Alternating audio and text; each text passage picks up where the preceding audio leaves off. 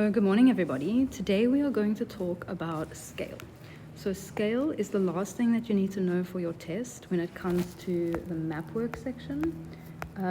Scale in future will be used when looking at distance.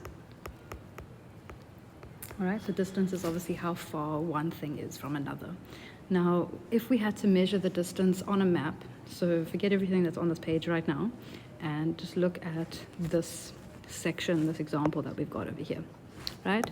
So if, for argument's sake, I wanted to see how far is it from B to this point in the river C, okay? So if we had to take a ruler, put it over there, measure the distance, this distance might be something like 2 centimeters. Now you ask yourself, is it really 2 centimeters? Is the distance from B on that river to C on that river going to be 2 centimeters in real life? No. Okay, 2 centimeters is like not even someone's foot, so it cannot be that distance. All right, so this is why we use scale. Scale, the definition, which you do need to know for your test. Scale is going to be the relationship between the size of the map and the actual geographical area. So in other words, in real life. So what are we saying? We are saying that we know that this 2 centimeters is not going to be in real life. But what we do know is this 2 centimeters is the distance on the map. So if we wanted to find the distance in real life, we are then going to use the scale that they give us to figure that out. So in this example, we can see that the scale has been given to us as a ratio scale at the bottom of the map. Okay, so that's right off the bat, that's the first thing you need to know, is the definition for scale. The relationship between the map and reality, real life. All right, so what you have seen in other grades is you have seen the 3 types of scales. So we're going to go over these 3 types of scales pretty quickly. You do need to know all 3 types for your exam, and you also need to be able to give me an example or be able to spot it on a map. So the first type of scale that we've seen is going to be a ratio scale. So the most common example that we see of a ratio scale would be 1 is to 50,000. Okay. Then we have what we call a word scale. So a word scale is when we take our ratio scale and we change it into words.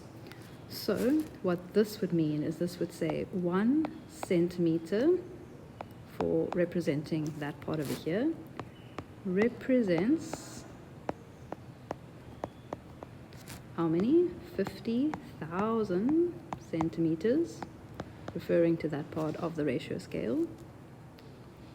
So where is this 1 centimeter? This is going to be 1 centimeter on the map is equal to or represents 50,000 centimeters in real life. All right, so the first part of your ratio scale is always talking about the map, and the second half of your ratio scale is always talking about in real life. All right, so for your exam, the way that you would write it out is you would write it out in the following. So you are not going to take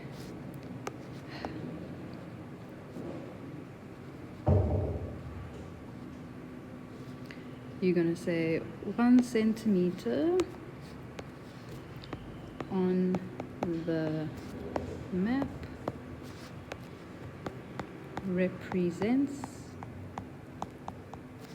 50,000 centimeters where in real life. All right, and that is what's going to give you 2 marks for that in the test. So we will literally ask you to change a ratio scale into a word scale. All right, Then the last one that we have is what we call a line scale or a bar scale. So this is when you have something that looks like this. That's not very good. It might have some different colors on it, etc. And it might say this is 0, that's 1, 2, etc. Okay, so we don't really use our line and our bar scale too much.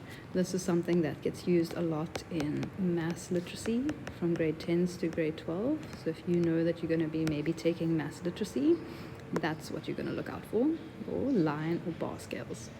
Right, you do still need to be able to recognize the scale though, but again, our focus is primarily going to be on our ratio scales and our word scales. Right, so we can also see this on Google Earth. So you'll see that they have a line or a bar scale in the corner.